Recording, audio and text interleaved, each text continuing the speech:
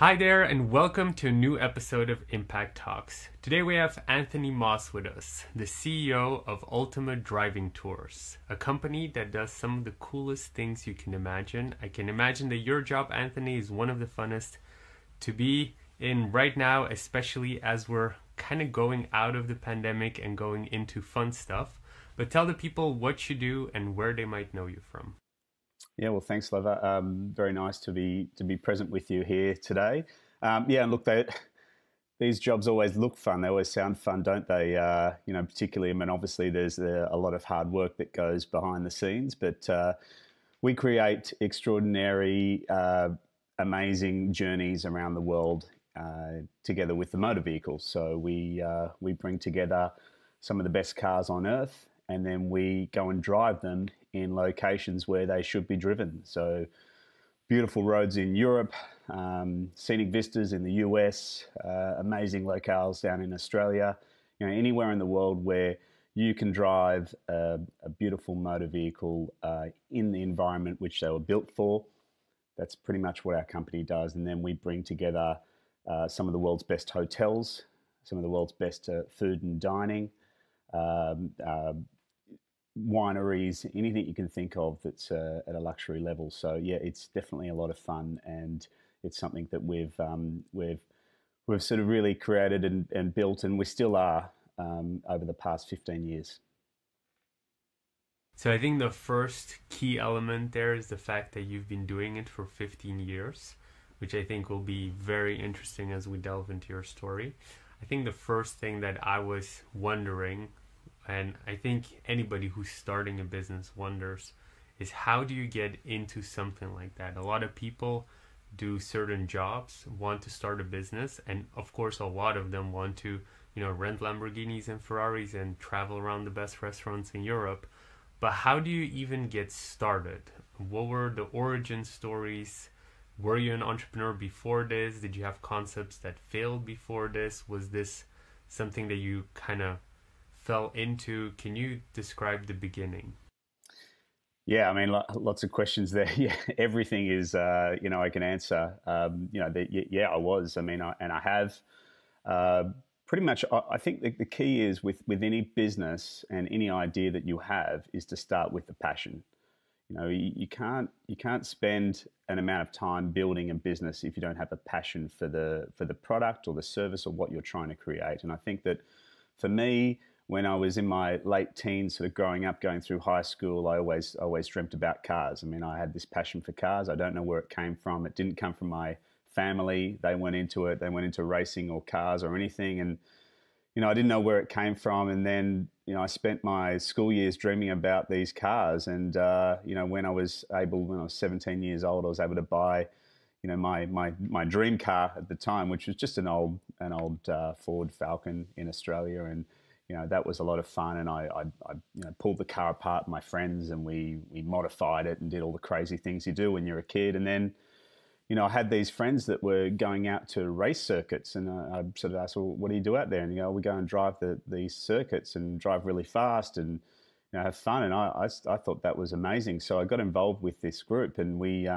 went out and we rented these racing circuits around Sydney, Australia, where I grew up, and so it all started from there. And then it was sort of me and, three or four friends. And then we sort of invited other people. And then we thought, well, why don't we bring a few people in and charge them a fee to go there? And then eventually that progressed to us doing some sort of tarmac rallies called in Australia, where they were a bit of fun. It was very amateur motorsport, where you sort of go somewhere for a weekend and they book a circuit and a racetrack and a driving centre or an airport or something like that, and they do all these time trials and testing and things like that. And I loved it so much that I sort of opened my big mouth and said to the organizer one day, well, I think I can do one of these. And he said, well, if you want to do one, I'm happy to back you, and we'll run one together. And that's kind of how my career started in proper events organising. And then we progressed that to run a road rally which progressed around Australia. And at the time, between sort of 2003 and 2006, it was the biggest series in Australia for tarmac rallies. And progress from there. And then, as things kept going like that, I just kept thinking bigger and bigger ideas. I wanted to go to Europe. I wanted to drive the Nürburgring Nordschleife, and I wanted to go and see Spa-Francorchamps. I wanted to drive over a Swiss Alp and, drive in Italy and do all these things that, look to be like, just how do you do this? And really it was just a point of, me going, well, I'm going to book an air ticket, fly over from Australia and go and check this out and see if I can do this. And, I went there, loved it, and thought this is something I can bring people to. So, going very backwards from where it started, it just started with a passion. I didn't think about running a business. I wasn't entrepreneurial. I didn't grow up with an entrepreneurial family or anything like that. I mean, they were very, very working class, but very humble beginnings, and they all worked hard. But nothing was ever discussed about how to do that. And when people come to me today and they say, how do you get involved with this? I mean, I think you've got to start very small. You've got to start at the basic level, and this is one of the challenges I think that everyone has today. They see these successful people doing amazing things, and they want to do that themselves. But you have to start at the beginning. This is really there's not many get rich quick stories. That kind of thing. You really have to start at the building blocks and progress from there. So pretty much an overnight success after 15 years. one of my favorite sayings: overnight success just taken 15 years. Yeah. Okay, so what I love about your story is you started with a passion, you started growing, and then at one point you needed to acquire an event management skill set. How is that different from all of the, obviously you run a business now, but the initial skill set was not a business running, it was event management. How is that skill set different than running a business? What were kind of the first sort of skills that you were learning? What are some learning lessons in that first event that you did? Can you share a bit about that? Yeah.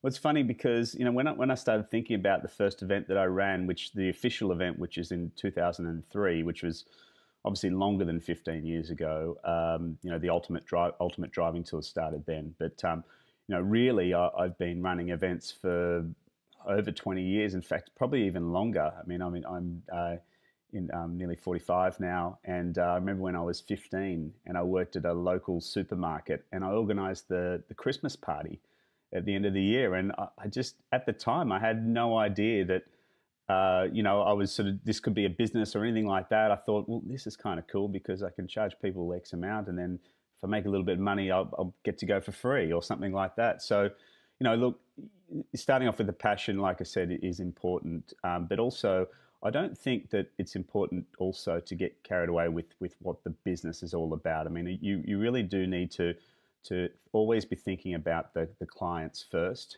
and, their experience. And I think that's what we've always done, particularly with Ultimate Driving Tours and now with our team here, which is now around the world. We think of the guests first. We don't think about the business. We don't think about the steps to run it. We think, what's the client experience going to be, and how can I make the client experience better? It's kind of like the old Steve Jobs thing with Apple, where they were thinking about, let's not make software and then sell it. Let's think about what the clients want, and then we'll make something for them. And I think that's kind of where we've really done well, particularly in the last sort of 3 or 4 years, where we've expanded our team. And we don't think too much about the business side, other than all the necessary things you need to think of now. We run an international business. We're in 3 countries. We have businesses in Australia, the US, and in Europe. So there's a lot going on in the background. But ultimately, what we do is we think about what is the best we can do for our clients, our guests, to have the best experience possible. But so, again, looking at the skill set of event management then at the beginning, what were you doing when you shifted away from experiencing those events to actually organizing it? Like, what were the first steps? Did you just pretty much call up a venue and invite all of your friends, or was there more involved than that? Yeah, I mean, in the early days when we were running these tarmac rallies, there was a lot of stakeholders involved. I mean, you had to speak to the local police, you had to speak to local councils, you had to book venues, all those things. I mean, there's a lot that goes into events that starts with, just getting the necessary permissions in place to do that and going through a checklist. So yeah, there's a number of things you have to go through, and now we do that as a team.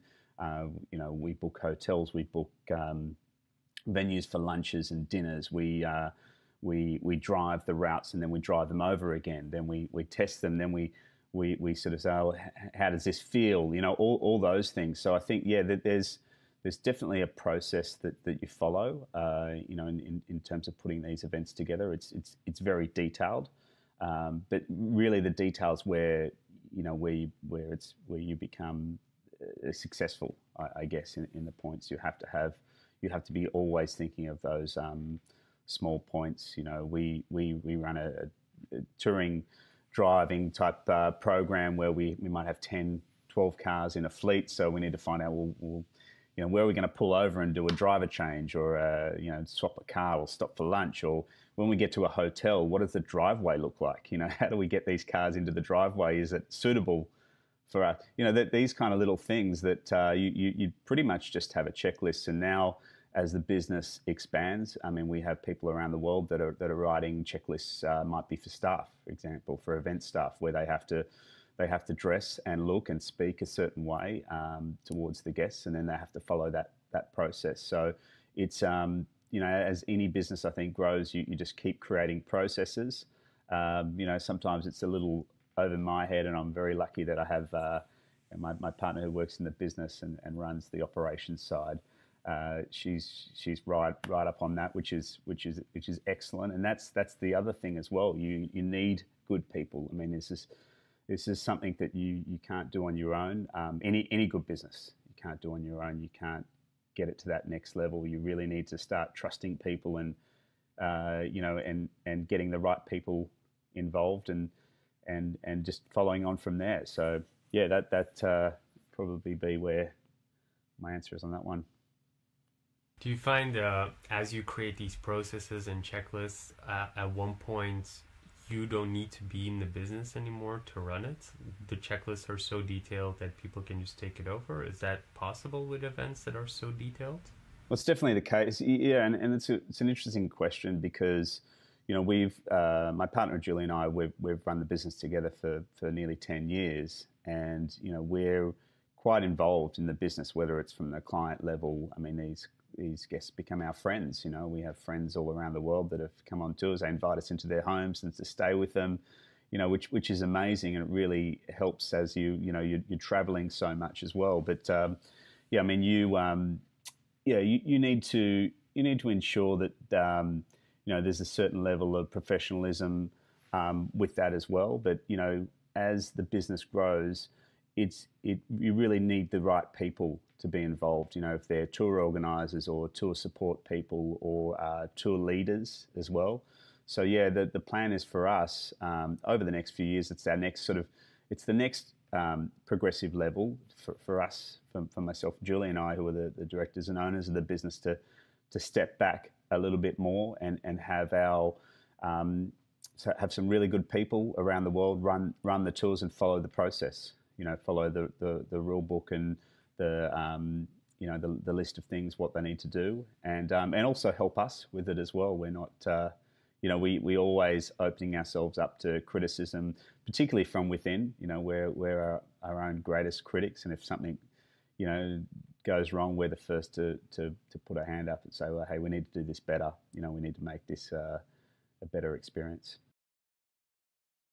I guess a question that I might have then, most of my experience, obviously just meeting you and a lot of friends that I have in Australia, they're very personal and direct.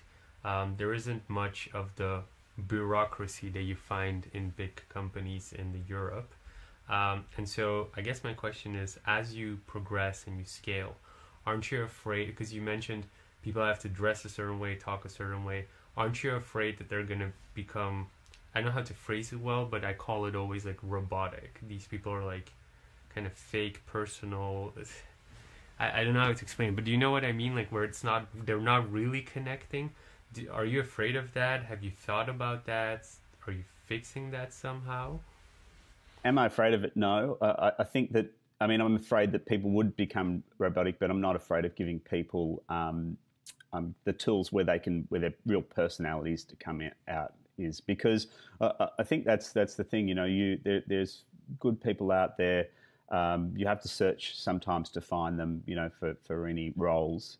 And you know, one of the things that gives me some comfort is that, you know, I have my mother who's in her 70s now, and she's been on tours, you know, these train journeys and other things, you know, that you know, people tend to go on, which is great. And you know, one of the things that I hear from her and other people that oh, I went on this tour, and the guide was amazing. She was so lovely, and she just really made the trip, and that gives me some comfort, because that's obviously what people say about us, which is great, and we love that. And but there's people out there who are probably better than us than what we do. I mean, yeah, like you said, Australians, we're pretty direct, pretty personable.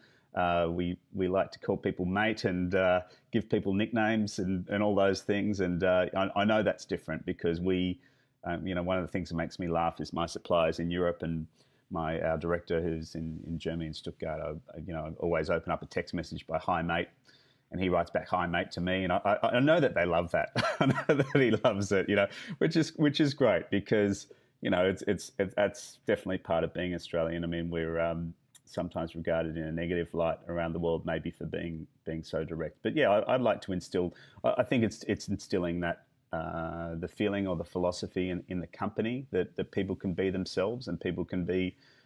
You know, you don't need to be serious all the time. There's definitely what we do. We're driving very powerful cars. You need to speak seriously to people at times. You know, and that's part of the business. And we need people that are able to do that. But we also need people who are fun, and people who, this is meant to be you know, you're an incredible week away, or 3, 4, 5 days, however long you're which particular tour you're doing, and just enjoy it. And yeah, you need people who, you know, who aren't sort of school teachers, you know, people who are running these tours, who are there, who you want to get to know. They're interesting people, and you know, I'm absolutely confident we're already starting to find some of these tour leaders around the world that we're training up in these roles now. Obviously, we're getting a bit technical now into the business. Before we get even more technical, because it is fascinating how you've built something that is so international, I want to go more into the stories. A lot of people are listening in, and they probably assume they went on your website or something, or haven't, and just think, oh, you hire a couple of Lamborghinis and Ferraris and drive around Europe. Can you actually explain one of your most popular programs? I haven't experienced it yet, but for me to kind of like imagine what actually is happening, how long are those programs? How many people show up? What kind of experiences are you guys doing? Do you have some stories to share? Yeah, sure. I mean, we have a European program, which is by far our sort of most popular tours, and that runs between April and October each year, thereabouts. And you know, as part of that, we have different regions where we'll hold different tours. We have different themes on tours. We have one, you know, part of my passion, my partner's passion. We love food and wine. So we have a tour called Beautiful Cars and Michelin Stars. So this is all about getting some of the world's most beautiful cars. I mean, they don't need to be sports cars. They can be Rolls Royces and Bentleys as well. But you know, it's based in France. That's in Burgundy. Heads up towards you know, through the regions there, beautiful regions into Champagne, and you know, we stay overnight in beautiful castles and hotels and eat Michelin star dinners. You know, that's one of the programs which is getting very popular. We have we love the Italy. I mean, Italy, I think, has some of the best drivers' roads. You know, best value as far as hotels and food goes, and wine, of course. And we have 2 programs. One's around in northern Italy in the Dolomites, and she crosses over into Austria parts and does the famous Stelvio Pass that you hear about a lot for people into cars. And then we have one down in the Tuscan region, which is my favorite region, because Florence is one of our most favorite cities in the world. And we spend a lot of time there, and we have a Tuscan trip, which encompasses, that Tuscan region. Beautiful, beautiful, again, beautiful food and wine, but amazing hotels. The roads are stunning. They're not your mountain roads, but they're just these beautiful back roads and things through these wine regions. And then our probably our signature tour is called, very boringly named, the European Supercar Tour, and this is sort of our big one each year, and this is 4 days driving through multi-countries. So we'll pick a country somewhere, in Central South Europe, we'll be in Germany and France, somewhere like that, or Switzerland, and we'll pick a city, and then we'll spend 4 days driving the world's best cars through the Alps and the Alpine region down to Monaco for the Formula One Grand Prix, where we charter a private super yacht, and we spend 3 days watching one of the greatest spectacles, or the greatest events ever, really, which is the Monaco Grand Prix, and that's a seriously crazy event, because it's for the guests themselves, where they spend their 4 days driving, then 3 days at the Grand Prix, and then you can add on certain things, helicopter trips in and out of Monaco, or driving a Formula One car. There's a private circuit, couple of hours out of Monaco, which we book privately every year, and we take a group out there, and they'll drive a genuine Formula One car at this circuit. There's a French team which has done this for years, and there's it just is if you want to hit the bucket lists of bucket lists, everything there. Best cars in the world, Monaco Grand Prix, drive a Formula One car, stay in these castles and chalets and things through the Swiss and Austrian and the French Alps. This is the one that was I kind of dreamed about as I was sort of in my teenage years. I didn't even know it existed, kind of thing. But it's kind of like my dream, I guess. And in the first year, my partner Julian, we chartered our own super yacht at Monaco. It was kind of a pinch yourself moment. I mean, it was just something that we thought couldn't even be possible. And we did that for 8 years in a row. The last couple of years, obviously, with the pandemic, we haven't been. But for next year, 2022, we're already nearly. I think that tour's just about sold out. There might be one or two places left. 28 people on each leg. We do a leg down to Monaco, then a leg back, doing the same routes, but they all meet for the Grand Prix. So yeah, that's a pretty incredible tour. That would be our signature event, I guess, that we'd throughout the year. Are the prices online? Are they publicly, or do people have to inquire? How much does it cost? All of the prices are online. Yeah. So if you go on our webpage and ultimatedrivingtours.com, you can go into each tour, and then as you scroll down the page, you can download the full brochure, which is sort of like an 8 to 10 page brochure, which breaks down the pricing. Which we include a level of accommodation and dining, and then you can option that up. You can tick all the boxes if you like, and do all those things. But I guess in terms of in Australian dollars, that tour starts at around $28,000 per person, which is the full 10-day tour. So it's accommodation, meals. How do you? Maybe I'm unrealistic with pricing, but I'm thinking, like, if you have 30 people and they all pay that, like, how isn't like a private charter, a super yacht, isn't that alone like $250,000 or something? How do you afford? I feel like you're losing money somewhere.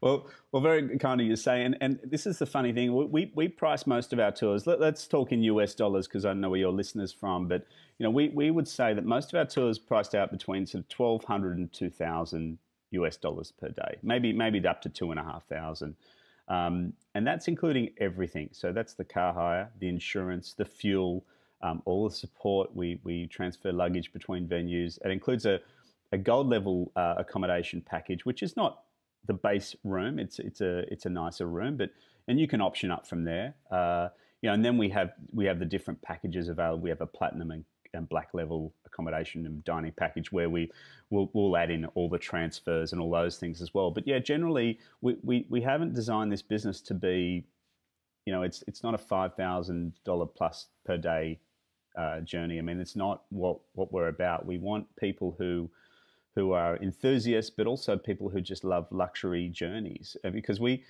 figure that our pricing is very similar to what you would if you were to go on an ocean liner or a riverboat cruise, and you were to pick a nice room and that kind of thing, or a safari, an African safari, or any other safari, a nice, something up north or something like that in the winter type region. This is sort of around about where we're at, and I think we're very competitively pricing. And yeah, to answer your question about Monaco Grand Prix, you're pretty much spot on. At about $250,000 US dollars. That's what it costs you to put a yacht there for the weekend, including everything, your staff and food costs and all those things as well. It can even go higher than that. So yeah, it's definitely a numbers game in our business. So you need to get the numbers to be able to achieve that.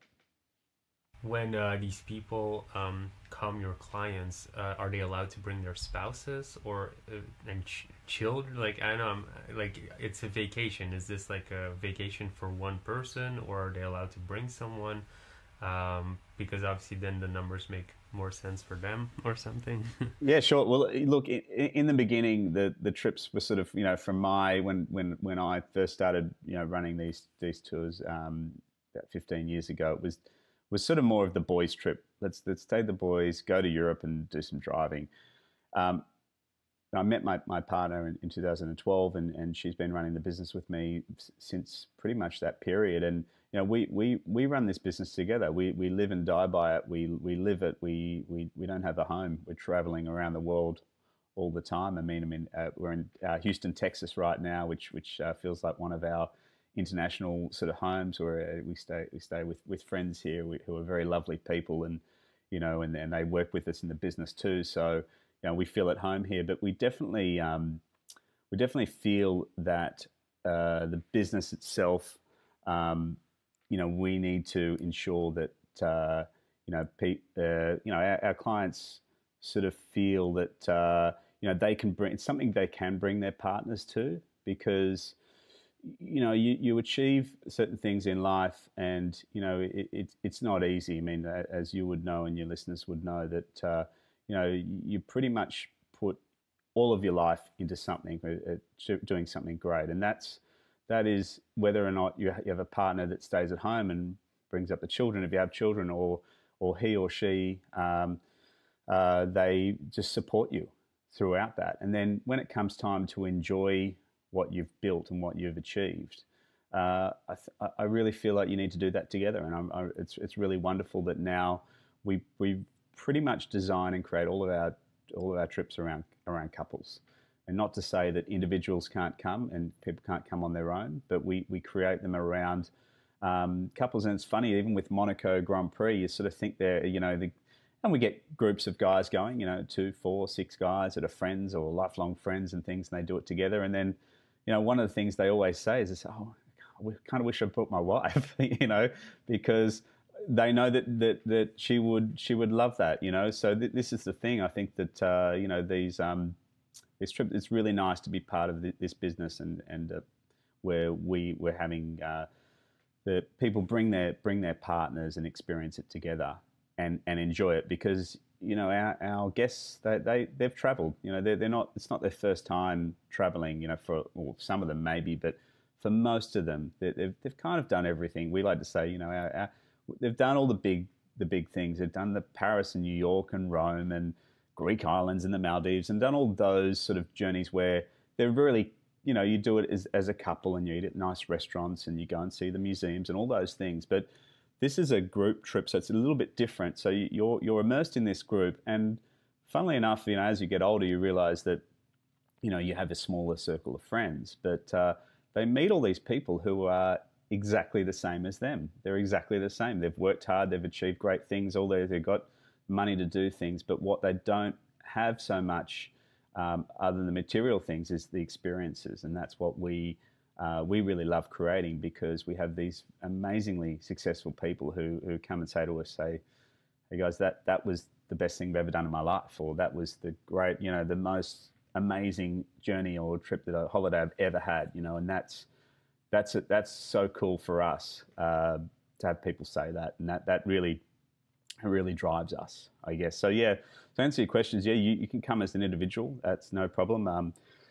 We we try and pair everyone. Well, we pair the drivers together. So on one of our group tours, we have two drivers together, and that's obviously partners if they're coming together, or if Oh, they're so they're like individuals. bonding. Yeah, exactly. Yeah, exactly. Yeah. So in the tours are sort of split up. So you in a group, so you would drive every vehicle over a certain amount of days, and you swap with your co-driver. If your co-driver is a driver, if they're coming as a driver, or they're just someone who's coming along for the ride, I guess, if they're your non-driving partner as well. So yeah, that's so about that. So many questions popped up. I love the story you just shared. I think the first question comes back to, I guess, the event management stuff, because I see you're getting so much satisfaction, getting all the joy from creating those experiences. Obviously, we've organized our event, and I can imagine like what we experience with the startups you experience over 10 days. So it must be crazy. But going a bit deeper into it, so when I go online, there are so many booking agents. When you go to the luxury segment, there are few of them, and all of them boast this amazing experience. If I go from my personal experience, American Express, I used to have the Centurion card, the black one, and their thing is like, this is the number one, they can arrange everything, and they share all those crazy stories. My experience was not at all that. The lady literally, well, my personal assistant at the time, not that she was a lovely lady, but couldn't arrange anything. My team at my work could arrange stuff faster and better than like this supposed to be super luxurious service. The number one thing that kept popping up when she was arranging stuff is that she could only book through the American Express system, and even there, it was usually with certain restaurants or hotels that would put their own luxury clients or platinum member clients or whatever it was called first. So we were always like second tier, even though it was Centurion. So I guess my question then is, how do you do stuff like that? Like, how do you get a Formula One experience with that, while being in Australia, not having grown up in Monaco and not knowing like the inside? Like, how do you even start when you want to create an experience like that? And why are you better than Centurion? Well, it's a good question. It's funny with the Centurion card, because we actually do we are speaking to American Express in different continents actually. The platinum. I can connect you with the black people in the Netherlands. Well, the platinum and the Centurion card people. But yeah, look, I understand where you're coming from. I think that the difference with us is that we're out there sort of on the ground, and I guess that those connections come from just being a part of it, and actually being there and actually making those bookings. I think that we're quite specific with what we do. We definitely don't get the greatest deals in hotels and things, for example, because we're only booking sometimes for a small group. It might be 8 to 10 rooms at a time. So by no means are we getting the very best rates, and we don't generally tend to work like that either, because a lot of these. I think the problem is with a lot of these companies, and putting American Express aside, these high-end travel concierge companies and things, which seem to pop up a lot. My main concern is that all they seem to do is just take a clip on the booking fee. They just take a commission, and and like you said, they don't actually organise anything themselves. And look, they make the connections and they make a few phone calls and things, but there's nothing that what we do, which is magical. It's doing the hard yards. It's making the calls. It's sometimes having the arguments with the hotels, going back and forth and finding out to get the deal that you want, and and actually being there, like the Formula One school. I mean, when I first went, I went with a friend and we booked it. We just booked it to go and do it ourselves, and we loved it, and we thought this is something we can bring our clients to. So that's kind of how we started on that journey. And then over the years, yeah, we made all the mistakes. It's kind of like putting the boat in Monaco. I mean, first year was just, so stressful and so difficult to do it, and you're finding out things along the way, and it actually, it probably cost us money, and that's the other thing too. If you're not prepared to go in there and just get it done, no matter what, even if it, in the events business as well, I mean, even if it, the first year or two even costs you money to run it, then you're not serious about doing it. No one's gonna, like we talked about the business, you can't just get a business going and get it to a certain level just straight away, straight out of the blocks. You need to spend years building it and figuring it out, and getting all the processes and systems in place and things. And I think that's definitely where we're at. We have our team who goes back and forth with the hotels we want and different things like that. But there's no sort of I wish there was a phone number I could call, where it's someone who's got all the connections and things, but we go and meet people. We go and catch up with people in person, and go and have dinner with people. Throughout the pandemic, Julie and I, my partner and I, we spent 3 or 4 months in Europe traveling around, seeing all of our partners and our suppliers, and going and listening to their stories, and sometimes having a shoulder to cry on, or vice versa, about how tough it was at that time, and just being there, and just being a part of it. We wanted to stand with them as well, and I think that's part of it as well, and people remember that, and we forged excellent relationships. Not the reason we did it, but it's just one of the things we wanted to do. We didn't want to sit back in Australia and just say, well, we'll come back when it's all good and we can travel again.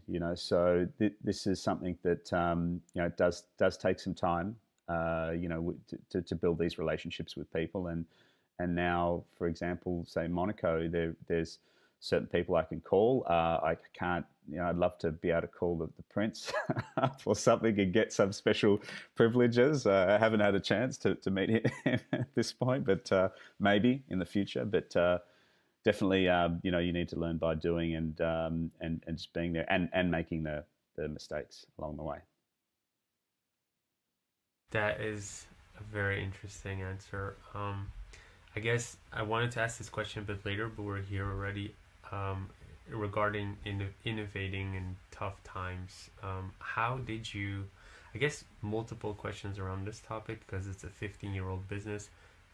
Have you had tough times in the past? I can imagine around 2008 maybe you experienced something, and now how did you innovate? How did you get through it, especially being in the hospitality business, which I feel gets hit always hardest when these times come? Could you share some of the stories there? Yeah, sure. Well, actually, funnily enough, I mean, incorporated the business in 2007, so that's our sort of coming out our 15th year. So 2008, yeah, it was a bit scary, because we thought, well, GFC, what's going to happen? Are people going to be?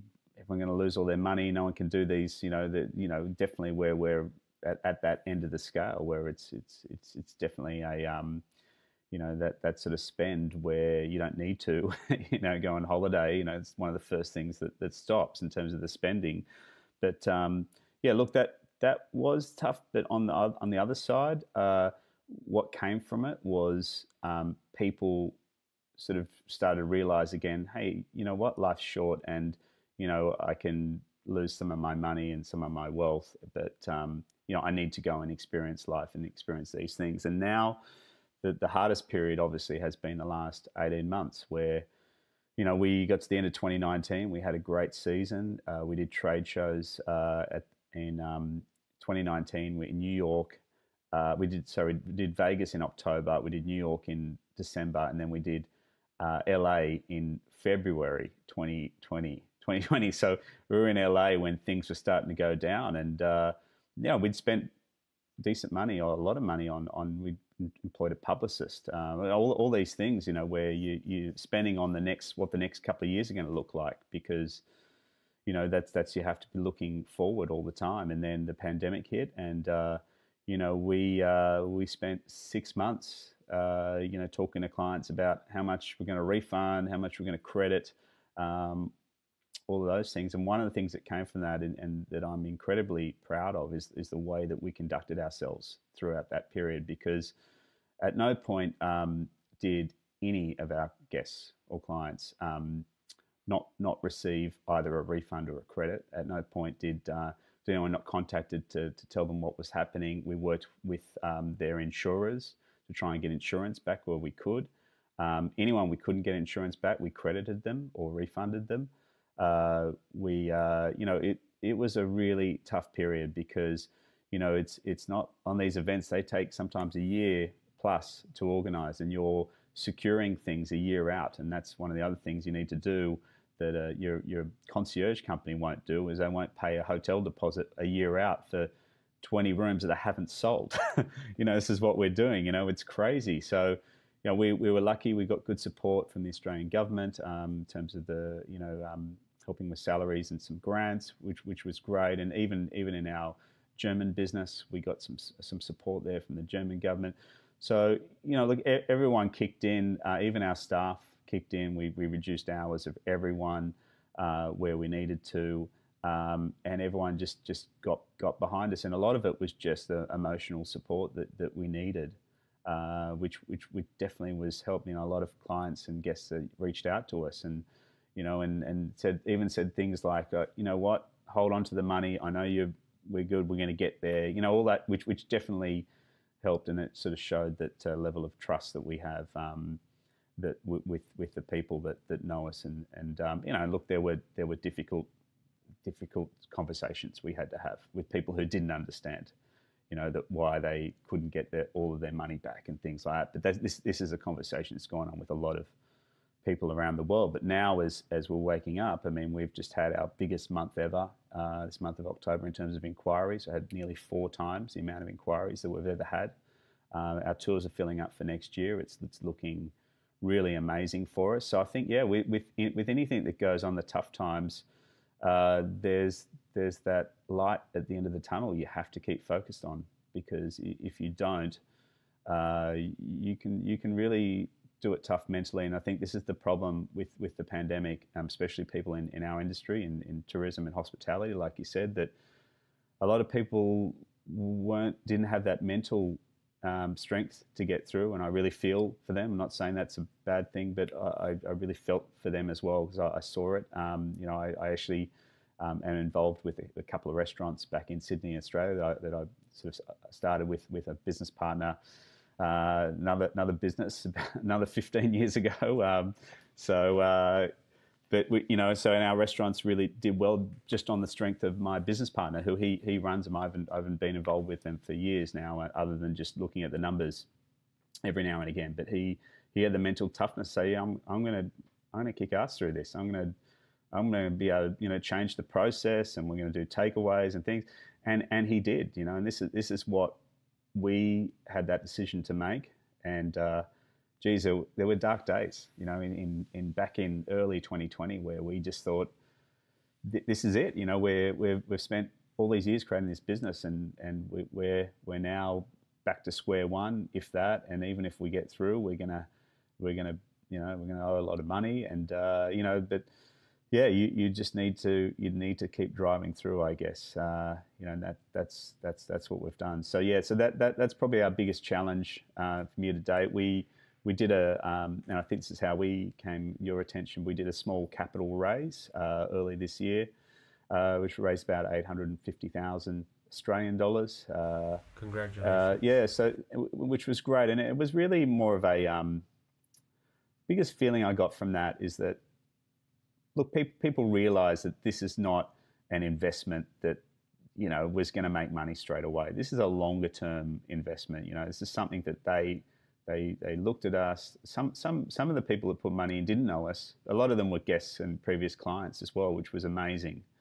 But some people didn't know us, and I really it was really amazing to see that people looked at us without knowing anything about us and go, hey, this looks great. I'm just going to put a small amount, because it was a crowdsource funding type raise, which was kind of interesting for us. And obviously this kind of thing is building up now. And we had to all do it by the book, of course, through the financial rules and through the Australian Securities and Exchange Commission in Australia. So you had to. There was a lot of legal and accounting side that needed to be done as well. But it was really a nerve-wracking thing to do, to kind of open up the doors and say, hey, this is us, this is what we've done, and if you come along for a ride with us in the next few years, this is what we're going to do, and this is going to be pretty amazing. And yeah, that was the level of support we got, even just people that maybe they thought, well, I'm gonna give this a shot, a punt is what we call it in Australia. We'll have an attempt at this and just see what happens. And that was really cool as well, because those people are gonna hopefully see a great return, and that's what we're focused on for all of our investors. We even had staff that bought in too, which was just very heartwarming. And for us, it was that level of support was amazing. So we were, it really did keep us going, throughout the last 18 months or so. I think a lot of that, as I'm having this conversation with you, obviously comes from the top down. The vibe that you have, I think, like, I feel it when I see some of the videos on your website, or I read the copy that is written. So you guys definitely deserve it. I guess my question, if I go a little bit deeper then into how you guys came up with it, why did you decide to go for this crowdsourcing? Was this something, why not? I guess my question is, why give up? Because I think you guys were giving up equity. Why give up equity? Why not just get more clients? Or, why go this route? How did it even pop up in your mind? This seems to me like a very tech way of growing a business. And obviously we're in hospitality. So my question then is, how did it even come up in your mind to do it? And what was the process there? Yeah, it's funny. I mean, I listened to a podcast. I listened to a series of investment podcasts, and they were speaking to the CEO about this business that we end up going with, and I liked what they were trying to build and create. It wasn't like a Kickstarter thing where this is an idea. Our business had been running and it had runs on the board, so to speak. We already had we knew what we were doing. Obviously. We're a business that originally started out, and we say 15 years, but really the first 5-6 years were me just kind of playing around with it, I guess, and just sort of seeing what worked and what didn't, and maybe going on a trip a year, for myself type thing. But, realistically, the last sort of, at least 5-6 years, when it's become a serious business, we knew we had something which was going to go well, and we knew we had that client love, which was really showing that we were onto a good thing here. We really know what we're doing. Our guests love what we do. We've just got to get to that next level. And when we thought about how, over the years, a lot of guests had sort of pulled us aside and who'd become friends or otherwise, and said, hey, where are you going with this? Do you need some help? Do you need some investment? All those sort of things. And we thought about it for a long time, obviously, and obviously, ended 2019, early in 2020, when the pandemic hit. It was kind of, well, wow, this is something we may actually need rather than just, want type thing. But, we'd always intended to do it. And giving up the equity isn't a scary thing for me. And I don't think it should be for any entrepreneur that wants to run a business, because you need people that have that, can't just have your skin in the game. You need other people who are vested in your business, who want to see it succeed. I mean, some of our we have an advisory board as well, made up of some who are investors, some who are not. But that advisory board, they're all people who want to see us do well and want to help us. And by opening up the investment to a number of people, I think we have about 85 investors all together, individuals. I just saw it as a way that people can get involved from a very small level. I think the minimum was 250. I don't think we'd have very, very many $250 investors, but there's a couple there. But even at that level, they're an owner. They're an owner of this business, and I really like the feeling of that. It's kind of like when you buy shares or anything. You're an owner of a business, right? And you invest. Want to see them do well, and even that $250 owner, they tell their friends about it, and they say, "Hey, I've got a small investment in this really cool company, and it's doing these things." And we give them quarterly updates, and they can all of that. And I really love that idea, because I think this is where it's the way the world is going to an extent. I mean, when we travel, we use Airbnbs, where we use someone's house or apartment, or there's a platform in the US called Turo, which is like an Airbnb for cars, and so we rent. I really love that idea.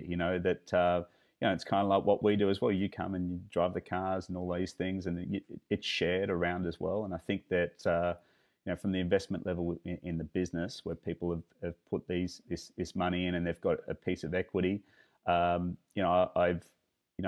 think that's great to have people along the journey with you, from the support from the very small to the very large shareholders, and then being able to sort of bring them on the journey with us as well, and that they have a piece of it. That's absolutely amazing, and it got us a step up, where we just would have taken maybe a couple of years or a few years to get that step up. So it's accelerated us.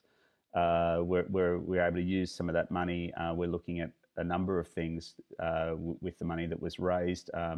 We've already sort of start to implement that on a lot of systems and back end and training staff and new staff members as well, but also to bring down some of our cost of goods sold in terms of buying certain motor vehicles, which we haven't yet. We're doing a lot of research on that as well, and obviously now that the sort of gates are starting to open around the world, we can look at that, because next year we're going to need that. So yeah, it's so there was no thought from us that maybe it was a little bit scary to maybe just open the financials to people, but in terms of people having a share of it, not an issue at all. I like that. So many questions popped up. You can keep the answer short to this ones because they're maybe not as interesting, but you mentioned the advisory board. Do you actually give equity or yearly fees for the people on the advisory board, or they're just voluntarily advisory board? Yeah, so 3 out of the 5 are shareholders, and the other 2 aren't, or out of the 6, I think. But no, they're right now they're just on an advisory board. They're there to support us. I think that from the remuneration point of view, we'll talk about at some point them getting a level with whether it's a discount on the tours, because a lot of them are guests as well, or previous clients, but also in terms of them being remunerated. No, there's none of that officially done right now, but we have got an ESOP employee share offer program as well that we're putting in place, that we may offer shares to them at some stage. How do you choose and maybe use your advisory board so that you can share with the listeners of this podcast? Yeah, I think, well, I had some really good discussions with a really good friend of mine who started off as a guest. He was on a very first tour in 2008, and he's been on 4 or 5 since, and brought his wife and family and things, and he's become a very close friend. And this guy is the chairman of one of Australia's biggest companies as well, and obviously a very intelligent guy. And we just had a pretty open discussion, because I said, hey, how do I use these guys, and what do I do, type thing, because it is kind of a bit scary when you start off. But really, sometimes it's just a text message or a WhatsApp or or an email. Say, hey, what do you think of this? Should we do this or not? Or we're thinking about this.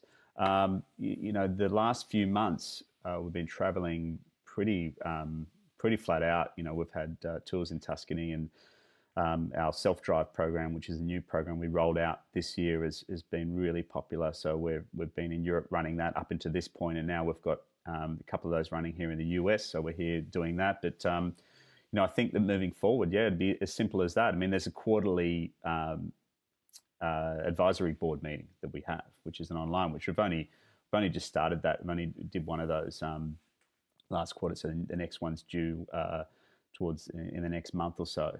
But yeah, I think that you've got to be able to utilize them, and whether it's for advice or support or just a question, whether it's a, and as I said to my friend, I said, oh, well, what if I ask something stupid? And he said, well, don't be afraid of that. I mean, just ask it, because it's the people here want to support you, and I think that's what you got to think of when you put together an advisory board, just people who want to support you, but also want to challenge you as well. That they're not going to be a pushover if you have a crazy idea. One of the things we wanted to buy a car a month or so ago, and we just thought, oh, is it the right time? We didn't really know what was going to happen with traveling at that point. It was that 2 months ago, but we knew we could use it this year and things. And then it was just a question of, do we use that capital to buy that car now, or do we wait? Is the car going to go up or down in value and things? Because there's some crazy things happening with motor vehicles around the world right now in terms of values. Whether it's the chip shortage for new vehicles or the used car market going crazy.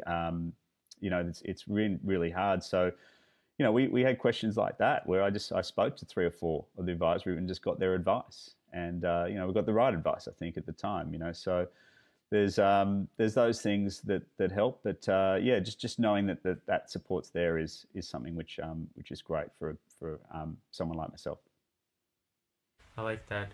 Maybe another one of those short questions. I think you mentioned at one point you guys are incorporated in Germany. Can I ask why Germany? Why not the Netherlands or Ireland? Because I feel like those are the tax havens in Europe or something. Like, why Germany?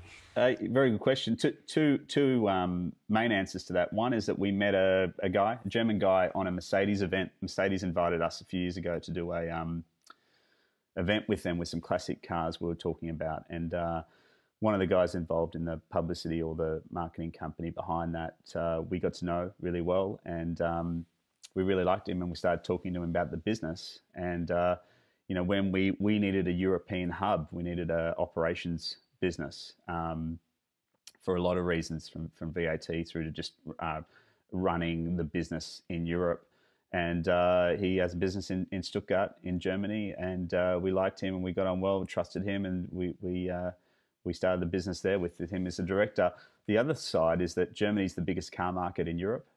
So most cars sold, used car market and new. The tax system there is very stable, and the financial system there very stable as well, because Germany probably the strongest in the EU in terms of their monetary system, and there's a lot of rules in Germany, which is sometimes a bit. One of the funny stories is when we incorporated the company, they had to read us the Constitution, which took about 2.5 hours in German, which we don't speak German, but they had to read it because that's the rule there. You have to read it out loud. So that was kind of interesting, sitting in a room there and getting that read to us. But so that's the reason for Germany. And so the German business becomes an operational hub for us. So that owns our motor vehicles. It books staff things there. It has storage costs, and if we own a trailer, we actually do own some motor vehicles there. We own an SUV and a trailer and some luxury vans as well that we've got a lease deal through Mercedes, and to do that you have to have the German entity. So there's a lot of advantages to Germany. The tax side is sure. I mean, there's places where more favourable for tax, from Luxembourg to Switzerland or other places, but this makes the most sense from a operational point of view to be in Germany.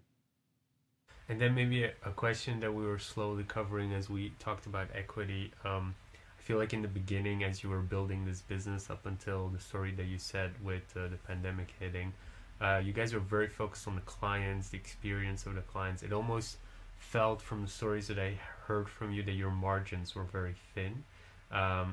Has the pandemic kind of shifted your thinking? Are you now more looking into actually buying up things like you were mentioning, cars, and just to get out as many variable costs as possible, like all the rental insurances that probably for 10 days on a Lamborghini can be super expensive, I can imagine. Um, are you guys shifting towards that mindset where you own more, or are you still doing it project by project? Yeah, I mean that's always been the mindset. For give an example, we have a storage container in Nice, which is just outside of Monaco, which is filled with. I mean, we have a pizza oven and a barbecue and umbrellas and alcohol we didn't drink and a paella maker.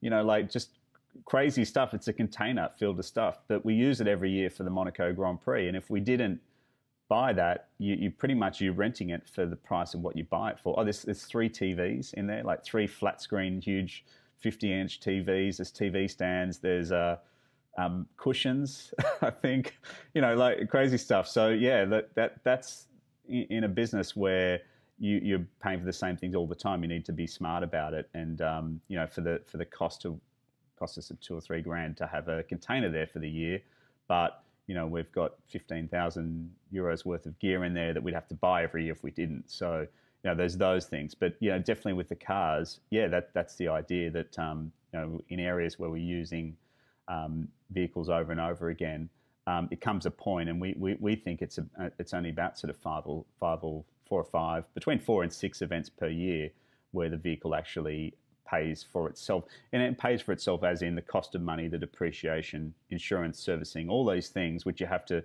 take into account. It does not take into account any damages you might incur and other things. So it's definitely a numbers game in the events business. You know, numbers in terms of how many tours you run, how many clients you have on each one, all of that. So yeah, that's hard because, you know, do you put the cart before the horse or not? You know, what comes first? But yeah, that's been our mindset for the last couple of years, and having been involved in a few businesses like that, you know, I've been involved in office equipment, photocopiers and computers and things where I've rented them out for hotels and things back, you know, in the late 90s, early 2000s, and around the Olympics and things in Sydney, and you know, understanding that makes sense to own some equipment where you can, you know, you can make, you know, you can ensure that it's you get a return on it if you utilize them. What was the first thing you bought, like really bought for the tours, the ultimate driving tour? I think we've got a like an SUV, a Porsche Cayenne in Germany, and that's we use that 6 months of the year. You know, whether it's on tour or we use it to travel. Because what my partner and I are realizing is we go to Europe and we'd be there for, you know, maybe between 2 and 4 months a year, and we'd rent a car all the time. And then, you know, you look at how much it costs you per year, and for what it costs us, we bought a second-hand car. It's 3-4 years old. You know, it's just you know, it's nothing too special. You know, but it's a big SUV. We put all our gear in it. We pretty much live out of it when we're there in Europe. But for what it cost us 3 years ago, I mean, it's paid for itself already if we're renting it over, you know, maybe twice over. So, you know, that's probably the one larger purchase we've made, which should have happened a few years ago. But yeah, when we've got leases with Mercedes-Benz with a couple of very nice luxury vans, we're looking to expand on that for next year and get a third van, as well as some other cars through there as well. And then, you know, you know, look, from the boyhood sense of, you know, excitement of buying your first, you know, very expensive motor vehicle, that will come, you know, and one hand there's a sense of trepidation about that. Is this the right thing? What are we doing? Is this crazy?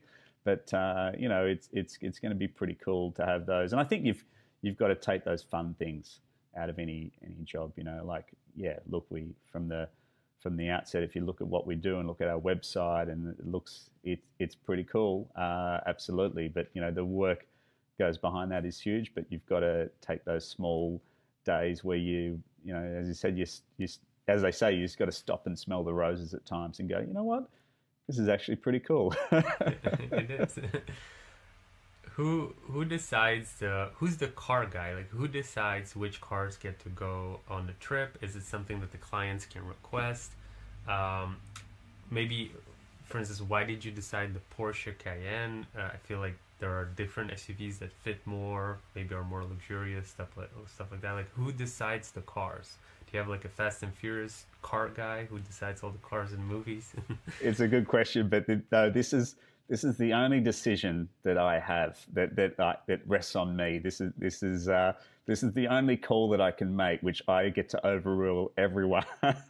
And you know what I mean? It's because my partner and I, we run the business together, so I pretty much do what I'm told most of the times. But with cars, no, I get the final say on the car we get to buy or drive or whatever. And obviously we get all the opinions and things and have to make the right decision. But on each tour, it's definitely on our group tours, we have a selection of cars, and the whole idea, it's kind of, at one point we call it a degustation of driving. When you go to a fine dining and you have 13 courses of all little things, you get to try everything.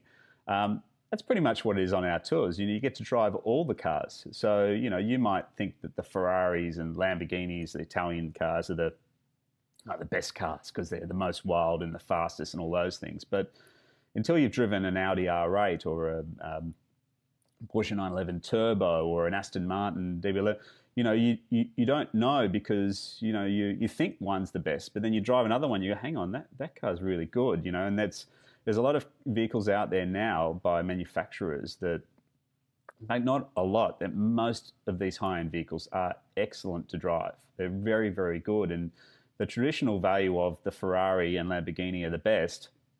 It's been challenged now. It's been challenged by Porsche and Audi and Mercedes, and even some of these other brands, and Aston Martin and Jaguar and things. And the idea is to drive these different cars. Definitely, if we have a new product. It's called our self-guided or self-drive driven tours, where you choose a car and we plan everything for you. We plan the accommodation and the stops and where you might eat and all those things. But you get to choose your car that you're going to have for that week. But you've got to have a think about, well, what about luggage, and what about drivability, and where am I going with it? And we offer a lot of advice with that as well. We have a tour next couple of weeks starting in California, and it's our first Californian tour, and the guest has never driven a Ferrari before, and her and her husband have decided on a Ferrari convertible.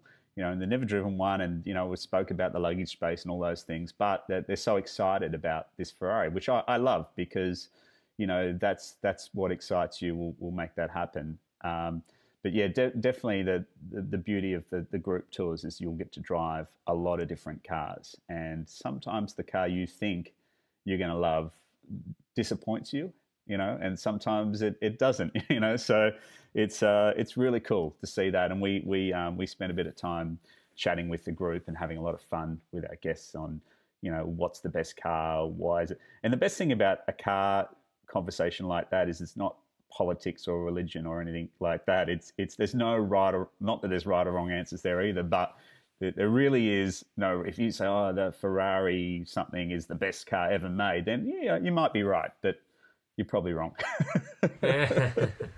You shouldn't let Ferrari know that. But I saw an article the other day of how fast they sue people if you do one thing wrong with a Ferrari. Oh, really? Okay. But anyways, let's not go into the politics of Ferrari.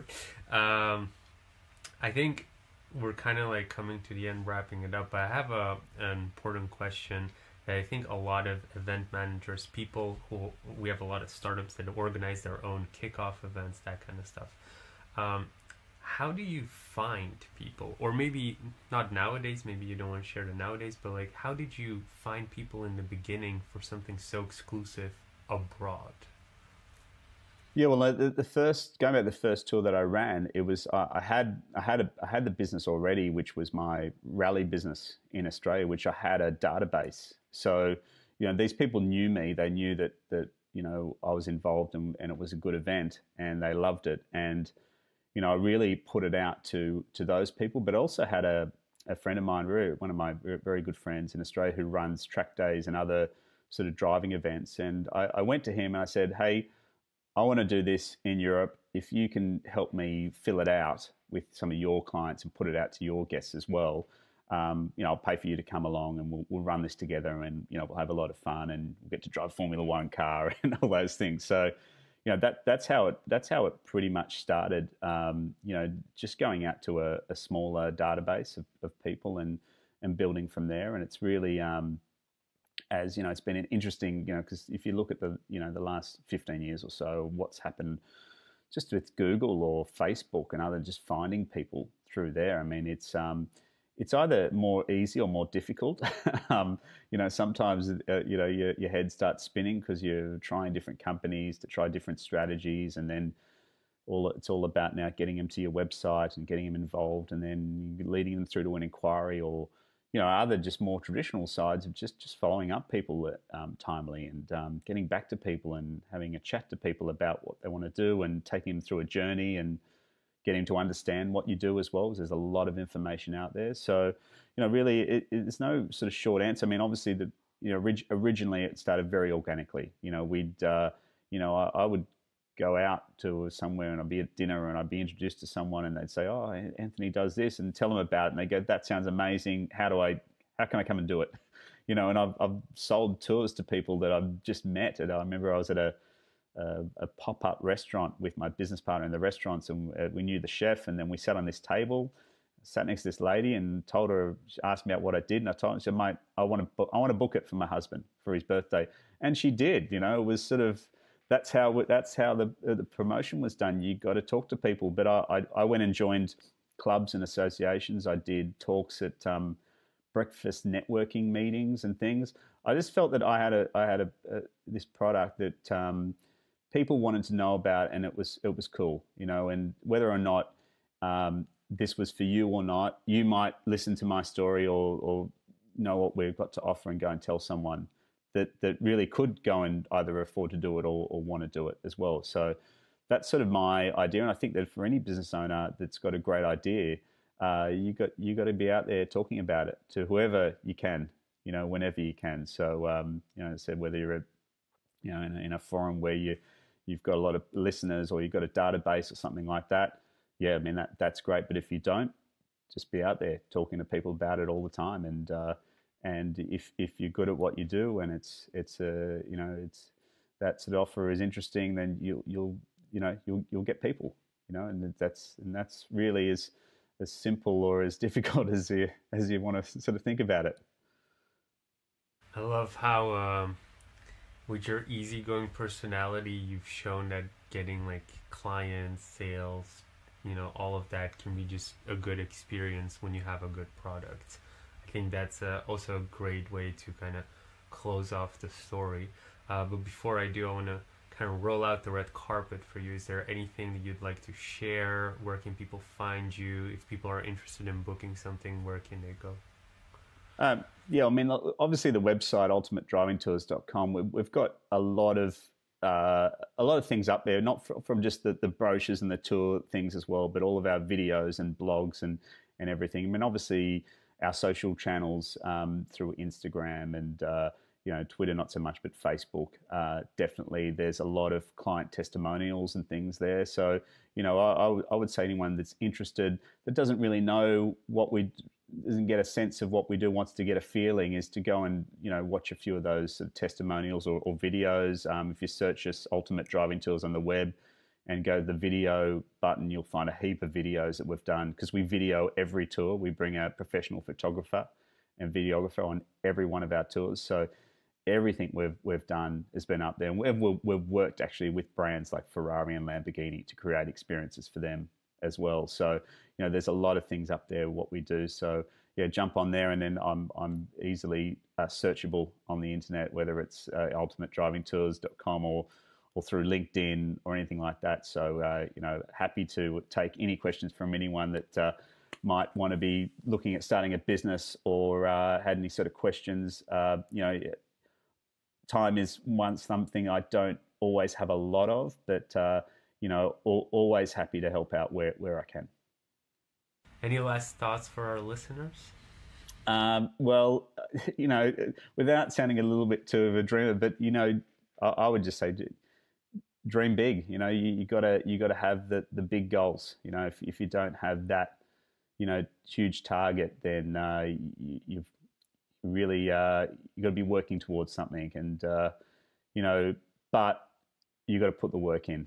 And this is the thing where I struggle sometimes with the entrepreneurial mindset. When I was an entrepreneur in the late 90s, early 2000, had my own business, it was kind of like the last job. It's because you were unemployable everywhere else, and now it's kind of like this exciting, amazing thing to be an entrepreneur. An entrepreneur just has failed at most things, and and then found something that works, hopefully, but maybe they're close to something as well, close to getting something that works. But keep at it. I mean, it really sounds too easy, but there's no easy answer as well. There's no easy way to do it. I mean, there's you just keep working at it, create something that people are going to love, and work hard at it.